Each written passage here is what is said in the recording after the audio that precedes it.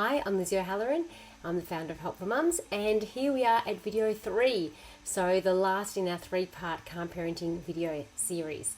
So we spoke first about the motherhood paradox, how you can become a calmer parent by understanding that about yourself, some of the mistakes that parents make that's very common for mums to make. And then we talked about that missing link, which is about looking after your health and well-being.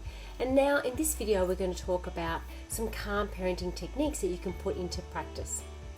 So leading on from what we're talking about with health and well-being, one of the most crucial things about calm parenting is making sure you catch yourself in those moments of stress and how you can then feel calmer as a result. So when you are noticing that you are starting to get stressed, starting to get anxious, one of the first things that you can do is just take a breath. Okay, take a breath. And if you feel like, no, I'm starting to get really angry here, start to just focus on, okay, I'm going to take a breath, and then I might need to walk away. I might need just a little bit of time to just regather my thoughts, and then come back and start to look at the situation with more objective. So what happens is we often get bogged down in what's happened, and we don't think about the message that we're trying to portray to our kids. Often we get very resentful and we're very angry, and it's more about us than it is about our child. So we often yell, and when we yell, the child doesn't hear anything, and all the child hears is screaming and looks at your scary face.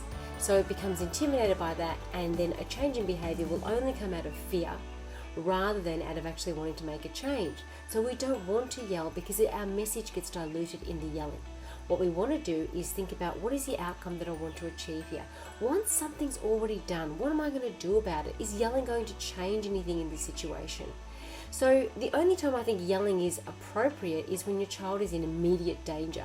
If your child's about to cross the road onto an oncoming car, of course scream to get the child's attention. That's about the only time I think yelling is really going to work in your favor. It's not even about whether it's appropriate or not. Of course, it's scary for your child and it's not healthy for your child, but even if you don't think about that, why do we yell? We raise our voice because we feel like we're not being listened to. We feel like our message is not getting across. So we want to make sure that our message is getting across. So we need to take a breath, calm ourselves down, and then have a discussion about what's going on. So often we yell because our child's done something to ruin something. You've asked them not to use any texters, but they sneakily have, and now they've ruined the whole bedding.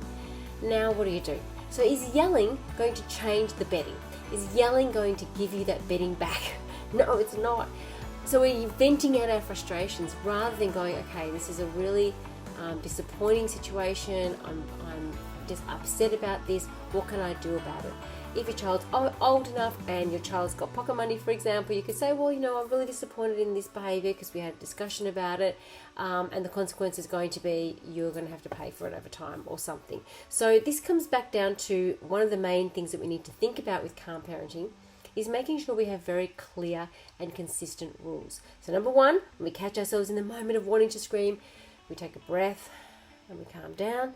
Number two, though, is to try and avoid situations like this where we get ourselves angry, where we can be calmer, is we must make sure that we have very clear and consistent rules, and then very clear and consistent consequences that are going to happen as a result of these rules being broken.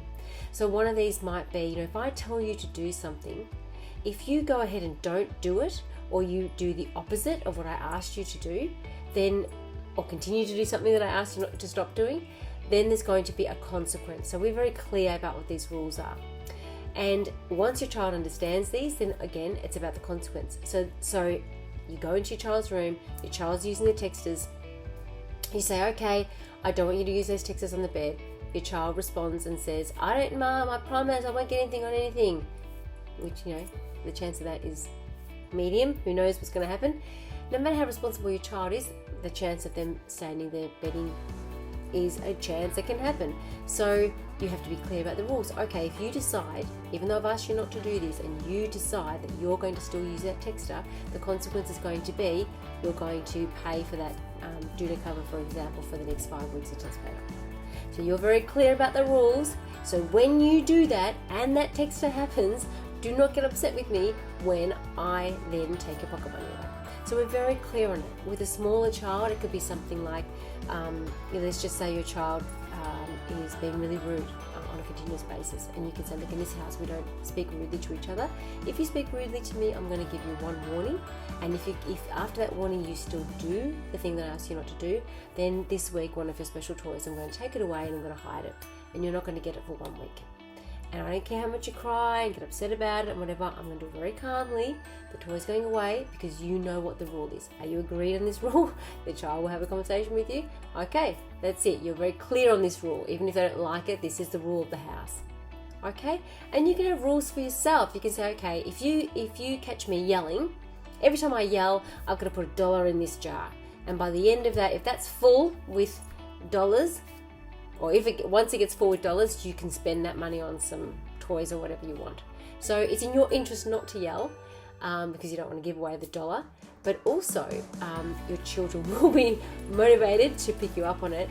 And the next thing is the scariness is taken away, because now that yelling becomes a lighter, funnier thing that they're going to remind you about, and you'll be more mindful because you said you want to do this too.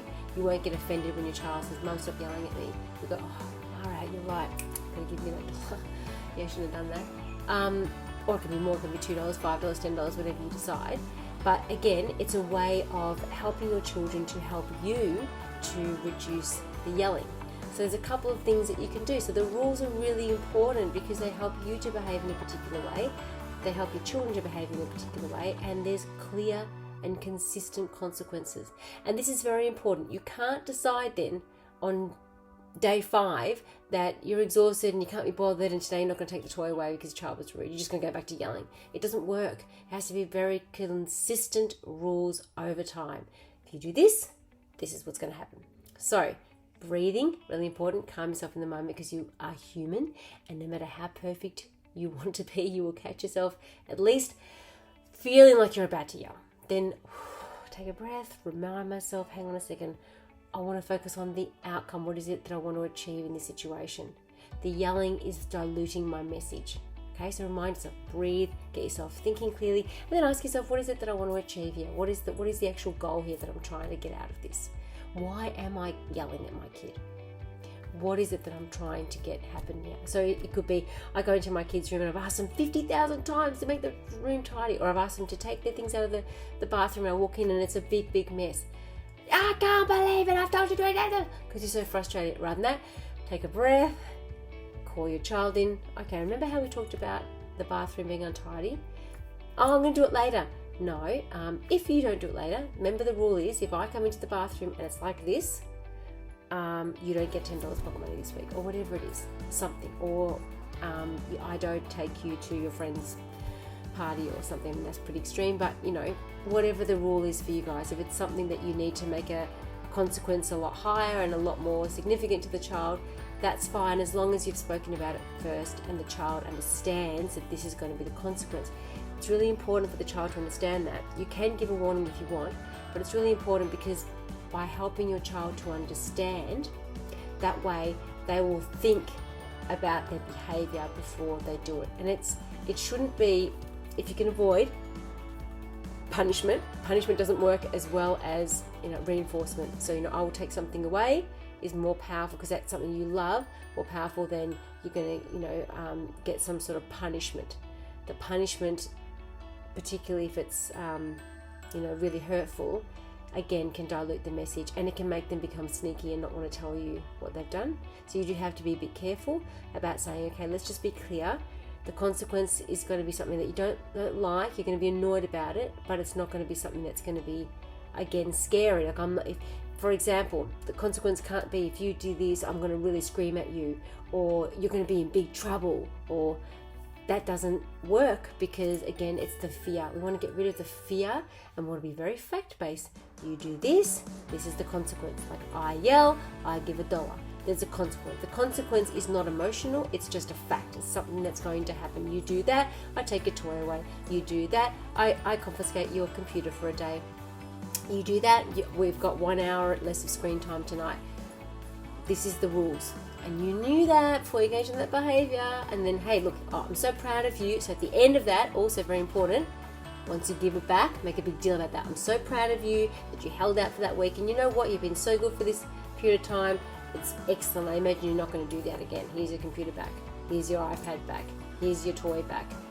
Oh, look, that whole jar is getting full. I'm going to be spending that money next week because of the swear jar or whatever it is. So make the rules very clear and consistent. So it's really important. So that's 3 really good things that you can actually put into place. So I think if you put those 3 things into place, that'll get you really far in terms of calm parenting.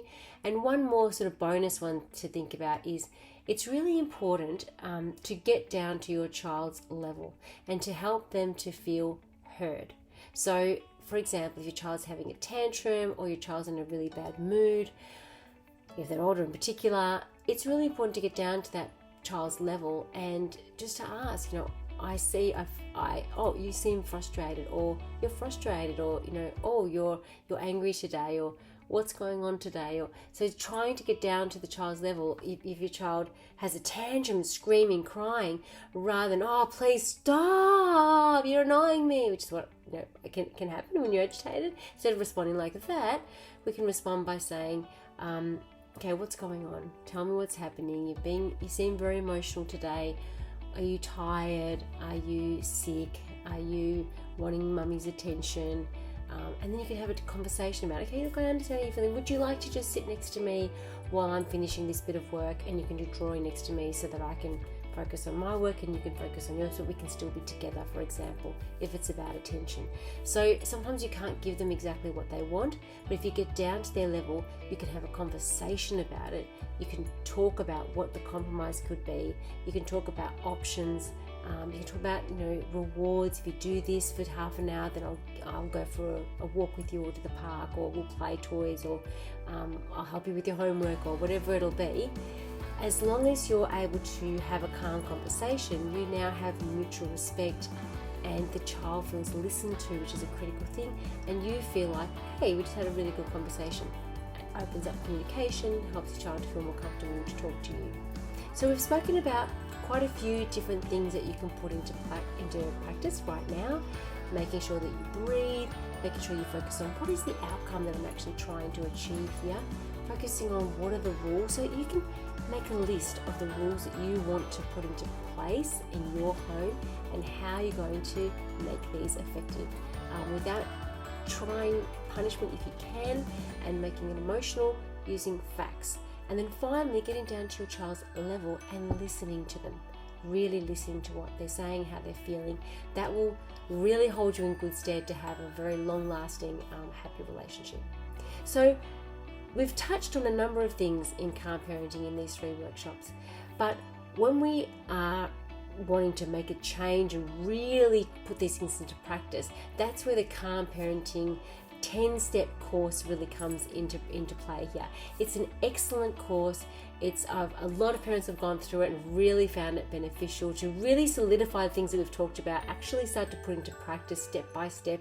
And the great thing about this program is it includes a self-esteem online course in there as well, to help you actually to feel good about yourself mentally as well as physically. So I encourage you to have a look at the Calm Parenting course. It's open now, so we only open the registrations to this course only twice a year, and this is one of the times that we open it. We only open it for a week, and then that's it. We close it again for another 6 months. So I'll be sending you lots of emails over the coming week just to give you insights into that, reminders. If you have any questions about it, please send those through to info@helpformums.com, and I'll endeavour to answer those questions. But in the meantime, I hope you've really enjoyed this course. I hope you're able to put some of these things into practice. And if you want more support and really in a great program that helps you to feel good about yourself and gives you many more of these calm parenting tools you can put into practice, please take a look at the Calm Parenting program, and I look forward to seeing you then. Have a great day.